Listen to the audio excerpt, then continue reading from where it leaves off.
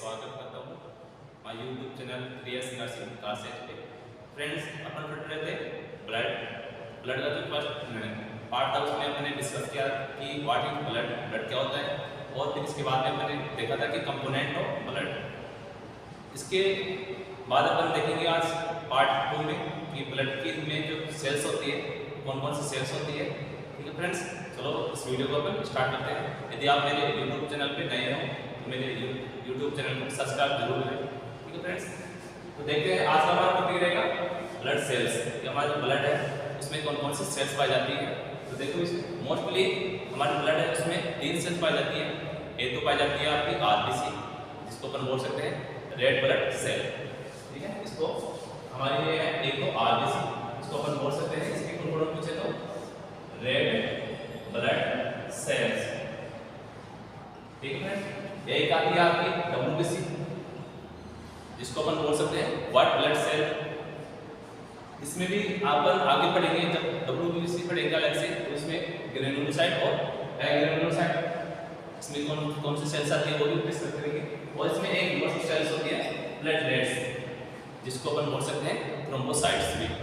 ठीक है फ्रेंड्स, तो आपकी मोस्टली जो सेल्स है ब्लड में 3 सेल पाई जाती है। एक तो आपकी आरबीसी हो गई, एक हो गई आपकी डब्ल्यूबीसी हो गई, और एक हो गई आपकी प्लेटलेट्स। इसमें अपन बात करें कि इसका अंदर नाम क्या पूछ सकते हैं, तो आरबीसी को बोलते हैं अपन एरिथ्रोसाइट्स, और डब्ल्यूबीसी हमारे उसको बोलते हैं अपन ल्यूकोसाइट्स, और जो प्लेटलेट्स है उसको अपन बोलते हैं थ्रोम्बोसाइट्स। ठीक फ्रेंड्स, आगे इसकी नॉर्मल रेंज देखते हैं कि हमारे जो ब्लड सेल्स है डब्ल्यूबीसी, प्लेटलेट्स और आरबीसी की नॉर्मल रेंज क्या होती है। तो देखो इसकी जो नॉर्मल रेंज है पहले देखते हैं डब्ल्यूबीसी की। तो इसकी नॉर्मल रेंज होती है 4.5 से 5.5 मिलियन पर माइक्रोलीटर। ये देखना एक यूनिट ध्यान में रखना कि जो रेंज है वो किसमें है, मिलियन पर माइक्रोलीटर में। तो आपको चेक कि आरबीसी की जो नॉर्मल रेंज होती है वो क्या है, 4.5 से 5.5 मिलियन पर माइक्रोलीटर। ठीक है फ्रेंड्स, आगे देखते हैं डब्ल्यूबीसी की नॉर्मल रेंज होती है वो देखो 4000 से 11000, वो भी किसमें है, ये भी है माइक्रोलीटर में। ये आपको ध्यान रखना है कि आप लास्ट में जो यूनिट लगाते हो वो गलत लगा देते हो। ठीक है, इसलिए आपके जो नंबर है वो कम आते हैं। और आपकी जो कंपटीशन रहेगी रेंज आपको सेम देखने को मिलेगी, लेकिन आपकी जो यूनिट है वो आपको मायने रखेगी कि आपने सही आंसर दिया है या गलत। तो ये आपकी कंपटीशन में भी हेल्प करेगा आपको, और आपके नर्सिंग जो एग्जाम है उसमें भी। ठीक है फ्रेंड्स, अब देखते हैं प्लेटलेट्स की जो नॉर्मल रेंज है वो क्या होती है। तो नॉर्मल रेंज है प्लेटलेट्स की वो होती है 1.5 लाख से 4.5 लाख, वो ही है इसमें माइक्रोलीटर में। ये भी किसमें है, माइक्रोलीटर में। देख रहे हैं अपन सभी सेल्स की यूनिट। अब इसकी बात करेंगे, इसकी जो लाइफ स्पान है, नॉर्मल लाइफ स्पान के ब्लड सेल्स है। ऐसे तो है नहीं कि जो हमारे ब्लड सेल्स है वो एक बार इसका फॉर्मेशन हो गया तो ये इसकी जो डेट है वो बाद में होगी, जैसे हमारा डेट होता है, ऐसा नहीं होता फ्रेंड्स। ये हमारी जो ब्लड सेल्स होती है वो इसका फॉर्मेशन होता रहता है और ये डेट होती रहती है आफ्टर लाइफ स्पान की। इसका एक लिमिट है कितने दिन तक ये जीवित रह सकती है। तो देखो इसमें आरबीसी की लाइफ स्पैन है, एक आरबीसी जो सेल है सिंगल सेल है वो कितने दिन तक एक सर्कुलेटरी सिस्टम में सर्कुलेट कर सकती है या जीवित रह सकती है। तो उसका लाइफ स्पैन है 120 डेज। ठीक फ्रेंड्स, अपन बात करें डब्ल्यूबीसी की, तो डब्ल्यूबीसी का जो लाइफ स्पैन है वो है 12 से 20 डेज। ठीक है, लास्ट है हमारा प्लेटलेट्स, इसका जो लाइफ स्पैन है वो है 7 से 10 डेज। ठीक फ्रेंड्स, आगे देखते हैं। अब आगे है अपन देखेंगे पहले सबसे पहले जो ब्लड सेल्स है वो आरबीसी, इसमें देखते हैं। इसको अपन बात करेंगे आरबीसी की फुल फॉर्म क्या होती है, तो अपन बोल सकते हैं रेड ब्लड सेल। ठीक है, अब इसका जो अनदर नेम है उसको अपन बोलते हैं एरिथ्रोसाइट्स। इसको क्या बोलते हैं, एरिथ्रोसाइट्स। आगे है इसमें जो न्यूक्लियस है वो क्या होता है, एब्सेंट होता है फ्रेंड्स। तो इसलिए इसको क्या बोलते हैं, it is a non nucleated cell. ये क्या है, नॉन न्यूक्लिएटेड मतलब इसमें न्यूक्लियस एब्सेंट होता है, लेकिन जो इसकी जो इमेच्योर सेल होती है फ्रेंड्स, ठीक है, जो इसकी इमेच्योर सेल्स होती है उसमें जो न्यूक्लियस है वो प्रेजेंट होता है, लेकिन जब ये मैच्योर हो जाती है आरबीसी उसमें जो न्यूक्लियस है वो क्या हो जाता है, एब्सेंट हो जाता है। इसलिए इसको क्या बोला है, नॉन न्यूक्लिएटेड सेल्स। आगे the normal size of RBC is 7.2 micron. जो आरबीसी की जो सेल्स है उसकी जो साइज है नॉर्मल होती है 7.2 माइक्रोन्स। ठीक है, आगे देखो नॉर्मल कलर इज रेड। जो आरबीसी का जो कलर होता है नॉर्मल वो कैसा होता है, रेड। क्यों होता है, due to Hb, due to Hb present on surface. क्योंकि जो आरबीसी की जो सेल्स होती है उसमें क्या प्रेजेंट होता है, एचबी। जो एचबी किसके लिए रिस्पांसिबल होता है, जो आरबीसी में जो सेल्स है जो एचबी है वो रिस्पांसिबल होता है कि जो कलर है उसके लिए। एचबी का जो कलर होता है वो रेड होता है, इसलिए जो एचबी है वो हमारा जो रेड ब्लड सेल्स है उसकी कहां पे पाया जाता है, सरफेस पे। तो उसका जो कलर है वो भी कैसा रहता है, रेड कलर होता है। आगे देखो इसका जो नॉर्मल शेप है, नॉर्मल शेप कैसा होता है, डिस्क, या अपन बोल सकते हैं इसको बॉयल के उसकी नॉर्मल शेप होती है। देखो इसमें डायग्राम, इसकी जो शेप है वो कैसी है, एक डिस्क लाइक है, या अपन ये तो डिस्क लाइक है, ये तो हमें इंटीरियर अपन जब देखते हैं माइक्रोस्कोपिक, ठीक है, तो अपन को जो सेल है उसको साइज है वो कैसे दिखते हैं, एक डिस्क लाइक जैसी। अपन इसको लेटरली देखें आरबीसी तो वो कैसे दिखती है अपन को, बॉयल की शेप की। और इसका अपन बात करेंगे इसका जो नॉर्मल साइज होती है वो होती है 7.2 माइक्रोन। अब आगे देखो नॉर्मल रेंज कितनी होती है आरबीसी की वो देखते हैं। अब मेल्स है उसमें 4.5 से 5.5 बिलियन पर माइक्रोलीटर।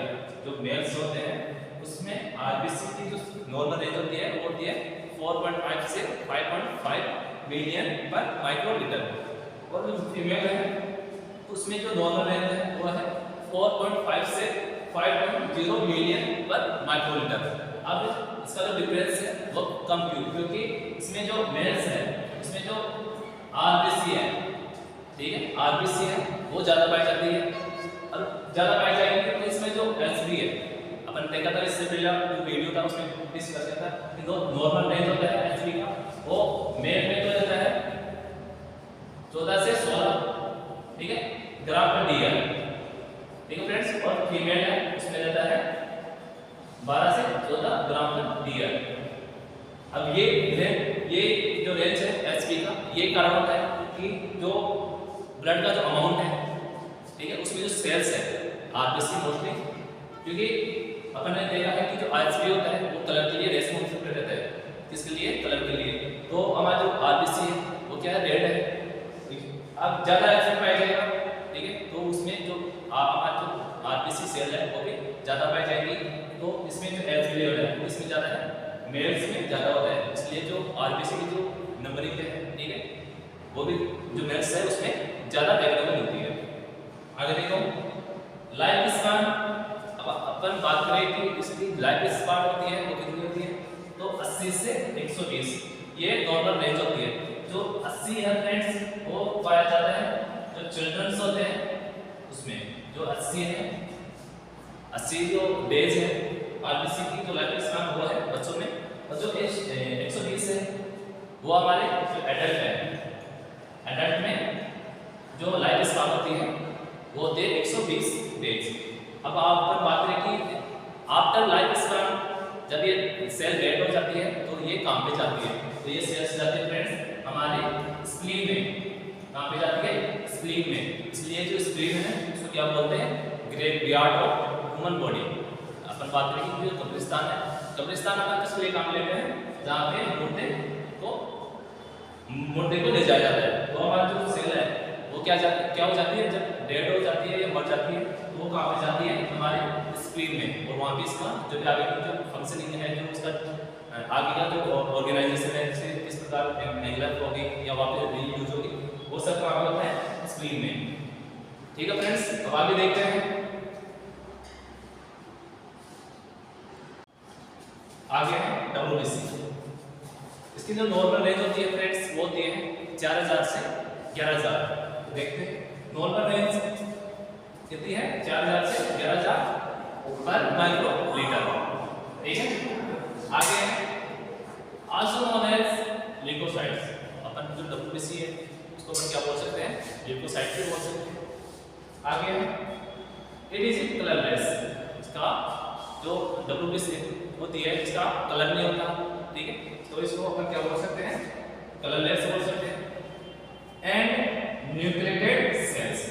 फ्रेंड्स, जो हमारे जो ब्लड की सेल्स होती है इसमें जो सिंगल सेल है जिसमें न्यूक्लियस पाया जाता है वो कौन सी है, आपकी WBC।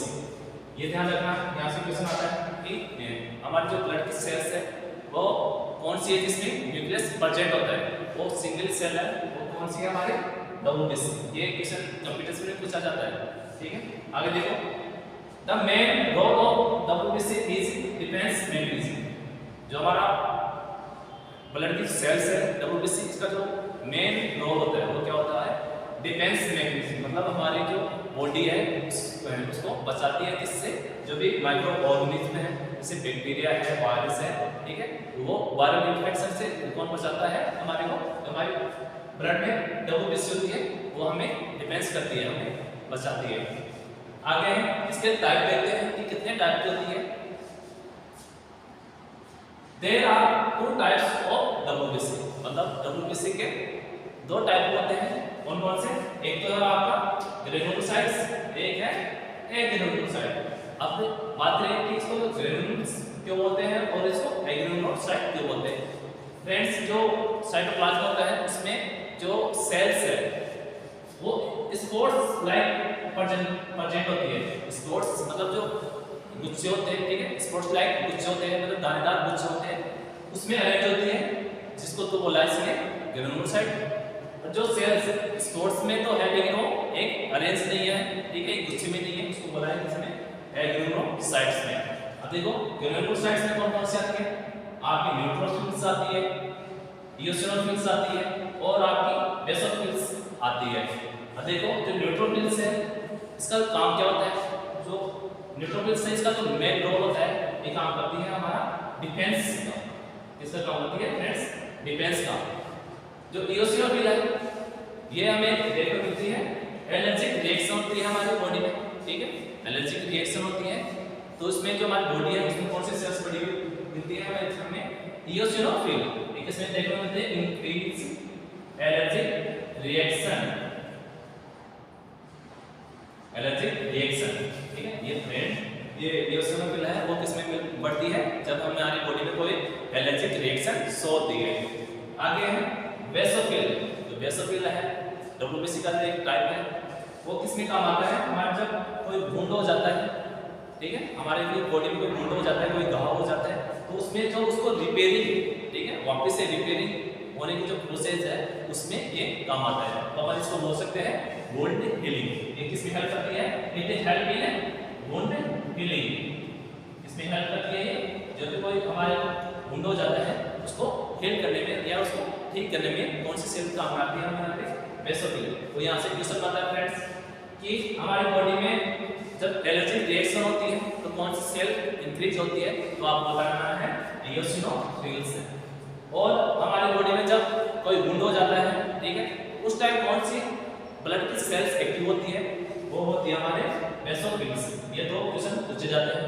आगे है ग्रेनुलोसाइट्स, सॉरी एग्रेनुलोसाइट्स। इसमें 2 टाइप्स की होती है, एक तो होती है आपकी मोनोसाइट्स, एक होती है आपकी लिम्फोसाइट्स। तो फ्रेंड्स, जो आपकी लिम्फोसाइट्स होती है वो होती है आपकी लार्जेस्ट WBC। क्या होती है, आपकी लार्जेस्ट WBC। ठीक है, आगे है लिम्फोसाइट्स। अब लिम्फोसाइट भी 2 टाइप की होती है, एक होती है आपकी टी लिम्फोसाइट, एक होती है आपकी बी लिम्फोसाइट। अब आपके माइंड में क्वेश्चन आना चाहिए फ्रेंड्स कि इसको टी लिम्फोसाइट क्यों बोला है और इसको बी लिम्फोसाइट क्यों बोला है। तो देखते हैं, जो टी लिम्फोसाइट होती है इसका ओरिजिन तो कहां से होता है, बोन मैरो से।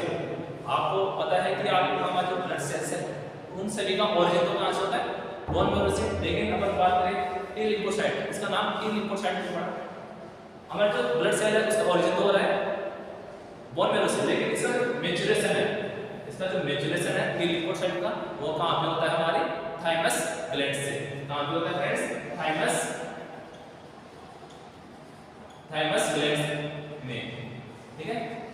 ये जो टी लिम्फोसाइट्स है वो मैच्योर कहाँ पे होती है हमारे थाइमस ग्लैंड पे, तो इसलिए इसका नाम क्या पड़ गया? T lymphocyte. अब आगे इसका बी लिम्फोसाइट नाम क्यों पड़ा? कि हमारा जो बोन है, हमारे जो ब्लड सेल्स है उसका जो फॉर्मेशन हो रहा है वो कहां से हो रहा है? इसमें बोन मैरो से।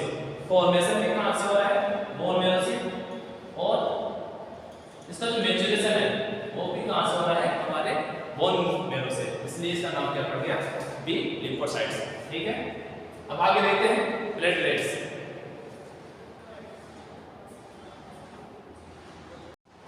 अब आगे है friends platelets.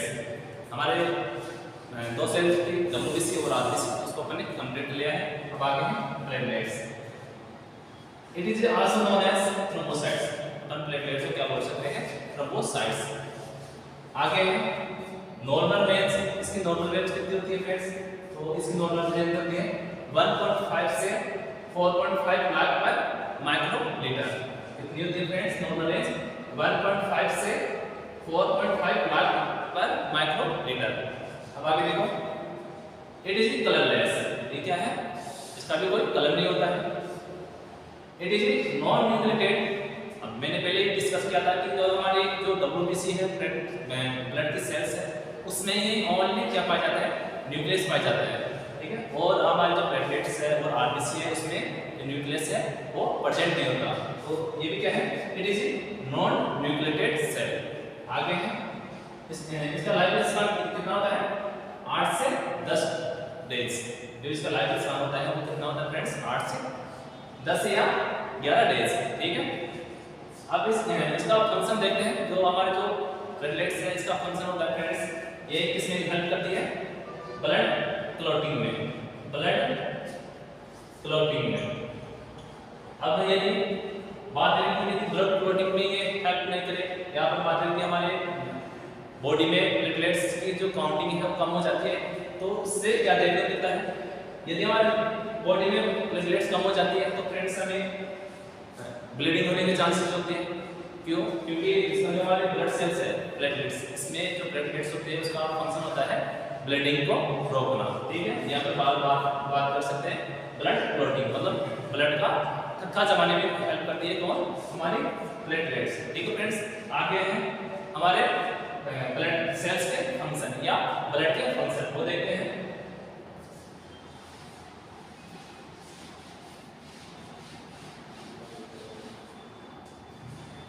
Function of blood friends, सबसे मोस्ट फंक्शन होता है ब्लड का हमारे बॉडी के टेम्परेचर को मेंटेन करना या हमारी बॉडी के टेम्परेचर को कंट्रोल करना। तो अपन लिख सकते हैं first control of body temperature,